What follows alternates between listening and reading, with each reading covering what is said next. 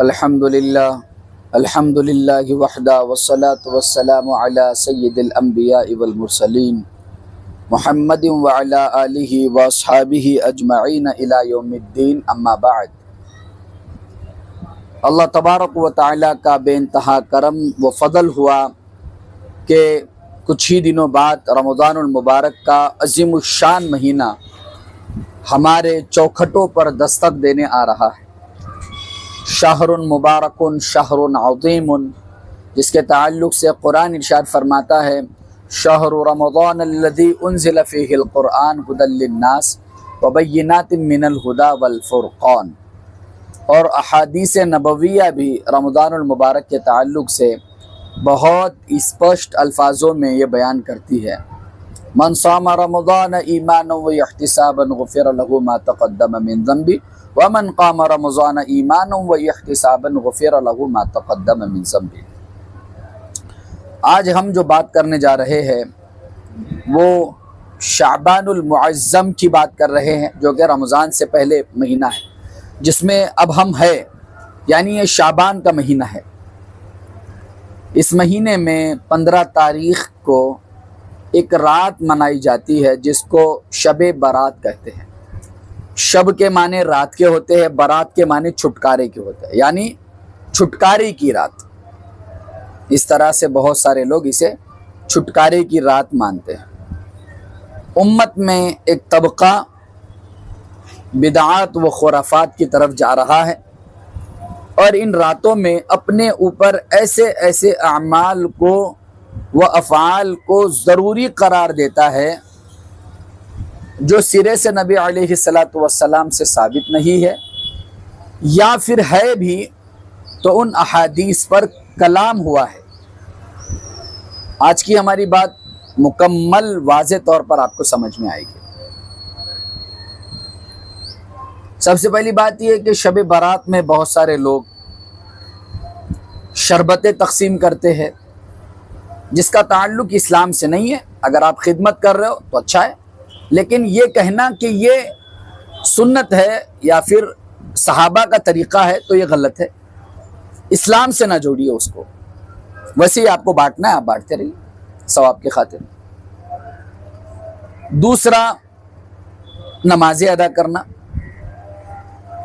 اور یہ سمجھنا کہ اس رات کی یہ مخصوص عبادت ہے۔ 8 رکعت پڑھنا، 6 رکعت پڑھنا، 12 رکعت پڑھنا، 18 رکعت پڑھنا، یہ نبی علیہ السلام سے صحیح طریقے سے ثابت نہیں ہے،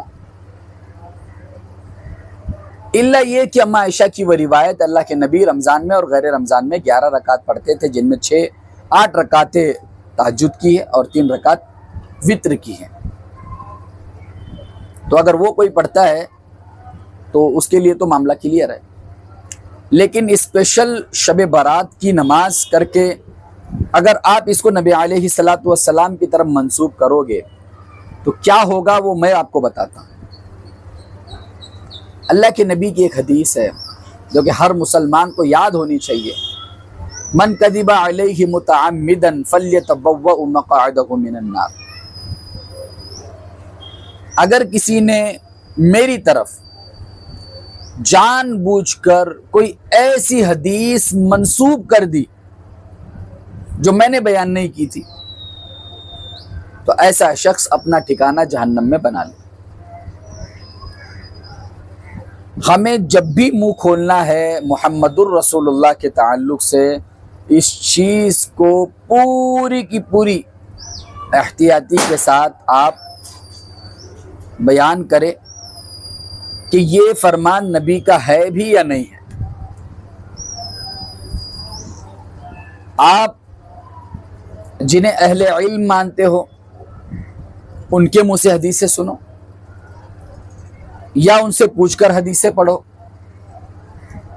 یا اوتھینٹک کتابوں سے حدیثیں پڑھو۔ حدیثوں کے الفاظ کو اچھی طرح سے یاد کرو، پھر اسے لوگوں کے سامنے بیان کرو۔ اگر آپ کا کام حدیثیں بیان کرنا نہیں ہے، آپ کسی معاملے میں غلطی کر رہے ہو جو کہ آپ کو علم نہیں ہے، تو یاد رکھو یہ حدیث کو نبی کی طرف منسوب کرنا آپ کو اور مجھے اگر میں نے کوئی غلطی سے کی یا آپ نے کوئی غلطی سے کی، جہنم میں داخل کرنے کے لیے کافی ہے۔ شب برات کے تعلق سے جو باتیں مشہور کی جاتی ہے کہ قبرستان جانا ہے، تو جتنی روایتیں ہیں وہ کلام سے خالی نہیں ہیں۔ البتہ یہ بات مشہور ہے کہ فضائل میں ضعیف حدیثیں چلتی ہے، موضوع من گھڑت نہیں چلتی، چاہے فضائل ہی میں کیوں نہ ہو، موضوع من گھڑت حدیثیں فضائل میں بھی نہیں چلتی، اعمال میں ضعیف نہیں چلتی۔ تو اس کا خیال کیا جائے کہ جو ہم عبادت لوگوں سے کروا رہے ہیں، کیا وہ نبی کریم صلی اللہ علیہ وسلم کی حدیثوں سے ثابت ہے؟ نہیں ہے تو آپ ان کو خود کرتے رہیے اور لوگوں کو نبی علیہ الصلوۃ والسلام کی طرف منسوب نہ کروائیے۔ جیسے کہ ہمارا کھلا موقف ہے کہ اگر آپ نے کسی شیخ الحدیث کو عبادت کرتے ہوئے دیکھا اس رات، آپ نے کسی شیخ التفسیر کو عبادت کرتے ہوئے دیکھا، تو آپ ان کی طرف منسوب کیجئے کہ فلاں شیخ الحدیث کا یہ معمول تھا کہ وہ اس طرح سے عبادت کیا کرتے تھے، اتنی رکعتیں پڑھتے تھے، ان کی طرف منسوب کیجئے۔ خواہ مخواہ نبی علیہ الصلوۃ والسلام کی طرف منسوب کر کے گناہ نہ مول لیجئے۔ صرف شب برات کی بات نہیں، شب معراج کی بھی بات، اور ہر دین کا مسئلہ اوتھینٹک علماء کرام سے پڑھیے، سنیے، کیونکہ خود کے پڑھنے میں اگر عربی نہ آتی ہو، ترجمے کے محتاج ہے، تو غلطی کے شکار ہو جائیں گے۔ یہ بات یاد رکھنا ہمیشہ، یہ دو ٹوک میں لوگوں کو بولتا رہتا ہوں، ترجمہ کر کے پڑھو گے اردو، عربی تو نہیں، بہرحال یہ ہندی، ہو سکتا ہے کسی نہ کسی معنی میں غلطی کر بیٹھو، اس لیے عربی سیکھو اور دین کو سمجھو، اور علماء کرام کے زیر نگرانی دین کو سمجھو۔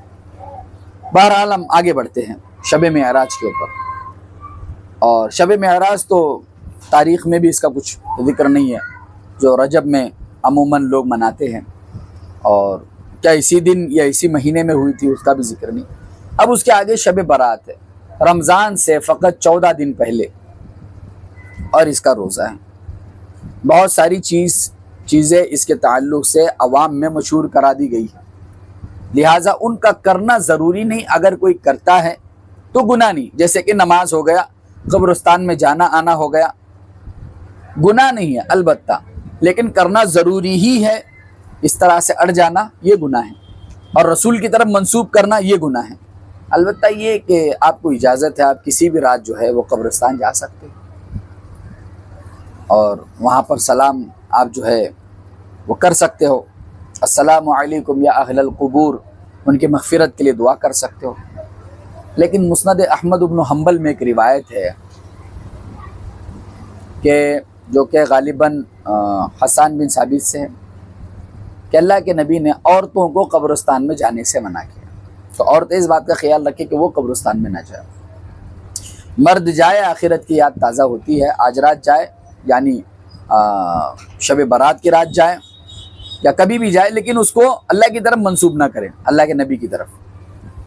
اور نمازیں پڑھنی ہے آپ کو، آپ 6 رکعت کیوں پڑھتے ہو؟ آپ ہماری طرف سے جو ہے وہ 60 رکعت پڑھیے، 100 رکعت پڑھیے، لیکن نبی علیہ الصلوۃ والسلام کی طرف منسوب نہ کریں۔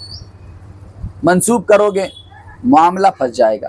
ویسے ہی اگر آپ آ کر قرآن پڑھو گے، ویسے ہی آ کر آپ جو ہے ذکر کرو گے، نمازیں پڑھو گے، ہمیں تو مجمع چاہیے بھائی نمازوں کا، ہمیں مجمع چاہیے قرآن پڑھنے والوں کا، ہمیں مجمع چاہیے ذکر کرنے والوں کا، تو ہم کسی بھی رات میں آپ کو منع نہیں کریں گے۔ اور ساتھ ہی ساتھ اس رات میں اگر ہماری بات چیت ہوتی ہے، پیغام علماء کرام دیتے ہیں، تو اس کو بھی سنیں۔ سننے کے بعد ہمیں یہ اندازہ ہو جائے گا کہ آج ہی کے رات نماز فرض نہیں ہے، باقی رات بھی نماز فرض ہے۔ ابھی شب معراج میں بہت ساری بھیڑ جمی ہوئی تھی، شب معراج تو بولا جا رہا ہے، تو ہم بھی کثرت لسانی کی وجہ سے بول رہے، ورنہ اس کا کوئی صدور اور ثبوت نہیں ہے۔ تو مجھے ایک شخص نے یہ کہا عشاء کی نماز سے پہلے کہ مولانا آپ نماز پڑھانے جاؤ گے؟ تو میں نے کہا نماز میں نہیں پڑھاؤں گا، امام صاحب پڑھائیں گے۔ تو بہرحال ان سے یہ کہی ہے اعلان کرنے کے لیے کہ نماز تمہیں ہر دن فرض ہے تم پر، تو لہٰذا تم آج ہی آئے ہو تو ایسا نہ کرے، ہر دن آیا کرے۔ میں نے کہا کہ اگر یہ اعلان کریں گے تو جو نہیں آنے والا ہے ہو سکتا ہے اس کو گرا گزرے اور وہ آنا ہی چھوڑ دے۔ تو حکمت سے، محبت کے ساتھ، پیارے انداز میں لوگوں کو نماز کی طرف بلانا ہے، ان کی آخرت بنانی ہے۔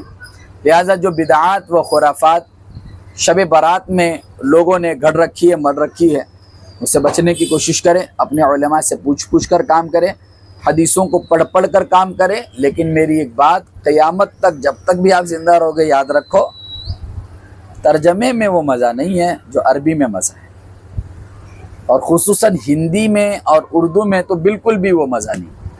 تھوڑی محنت کیجئے، مشقت کیجئے، 4 سال نکالیے، عربی سیکھیے، اللہ آپ کو کامیاب کرے۔ وآخر دعوانا ان الحمد للہ رب العالمین۔